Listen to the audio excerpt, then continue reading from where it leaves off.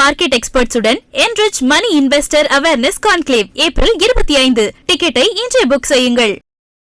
जो बिल में साफ साफ उल्लेखित है, the constitution 106 amendment act 2023 Lok Sabha तथा विधानसभा महिलाओं के लिए लगभग 1 सीटों का रिजर्वेशन जिसमें SC/ST भी शामिल है प्रदान किया गया है।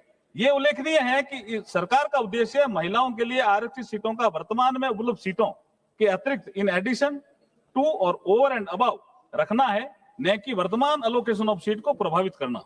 यहाँ यह भी उल्लेखनीय है कि महिला सीटों हेतु किया जा रहा आरक्षण हॉरिजेंटल यानी कुल सीटों में से 33% होने के साथ साथ वर्टिकल भी है, अर्थात SC और ST के लिए रिजर्व सीटों में भी 33% सीटें महिलाओं की भागीदारी सुनिश्चित करेगा और न्याय संगत तरीके से महिलाओं के लिए 1/3 सीटों के रिजर्वेशन को प्रभावी बनाने के लिए ये आवश्यक होगा कि लोकसभा में वर्तमान सीटों के अतिरिक्त कुल सीटों की संख्या में समान रूप से 50% की वृद्धि की जाए।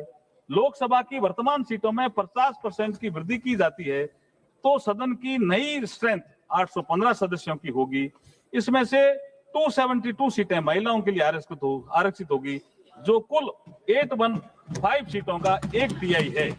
तो ये सिंपल सा एक फॉर्मूला है और इसमें सबको कोई नुकसान नहीं हो रहा है, किसी भी पुरुष वर्ग को भी नुकसान नहीं हो रहा है और किसी राज्य को कोई नुकसान नहीं हो रहा। जो ताकत इस राज्य की है उतनी ही ताकत आने वाले समय में रहेगी।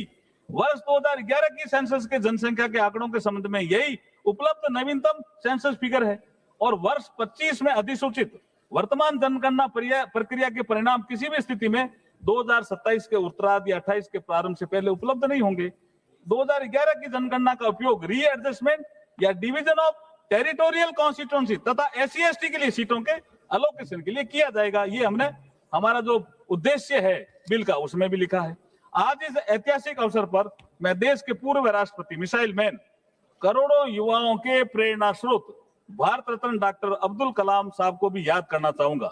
जब 3 अक्टूबर 2005 को कलकत्ता, मद्रास और मुंबई विश्वविद्यालय के कंबाइंड इनॉग्रल एड्रेस के दौरान जब मुंबई यूनिवर्सिटी के एक छात्रा ने APJ अब्दुल कलाम साहब को पूछा, इंडियन पॉलिटिक्स में महिलाओं की भागीदारी को लेकर के एक सवाल किया। अध्यक्ष जी, आपकी अनुमति हो तो वो सवाल मैं पढ़ जाता हूं। एक महिला ने, लड़की ने पूछा, what is the future of woman in Indian politics when all the political parties are opposing the women's bill? ये सवाल पूछा। APJ अब्दुल कलाम साहब ने क्या जवाब दिया? Definitely the reservation of 33% short will come. It is only a matter of time. Success generally does not come without encountering problem.